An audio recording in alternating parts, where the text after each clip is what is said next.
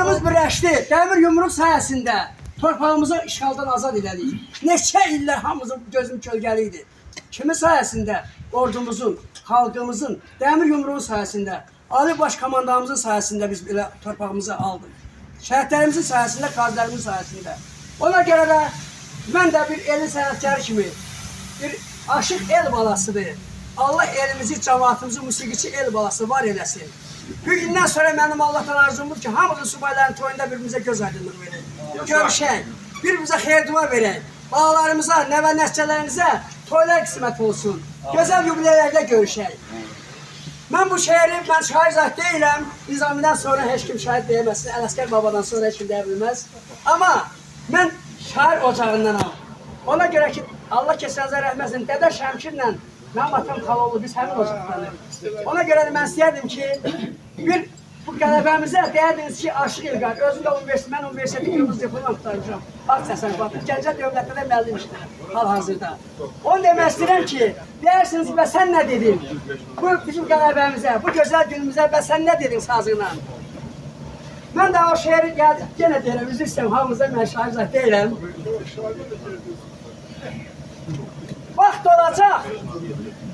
Vaxt olacaq, tarixlər deyəcəkdir. İlhamla Erdoğan gəldi. Düşmənləri səngərlərdə öz qanında boğan gəldi. İlhamla Erdoğan gəldi. Tarix yazır, əlləriniz var olsun, eşit olsun. Tarix yazır aram-aram, sızıldamır indi yaram. Belələri ilə həmişə varam. Güneş təki doğan gəldi, İlhamla Erdoğan gəldi.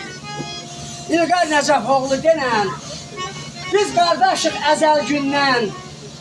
Ta ki sağam, varam səndən, sevinç yaşayan gəldi.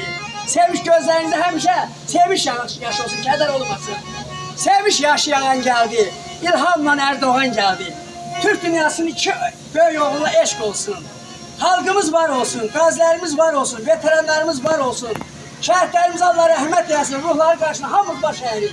Onların ayrı özləri var olsun. Mən istəyərdim bu gözəl gündə bir cəngi Köroğlu, bu mənim borcumdur. Çünki səsim olsa da, gəlsə də, gəlməsə də, mənim müqəddəs borcum da budur. Bir cəngi Köroğlu, hər birinizə can sağlayın.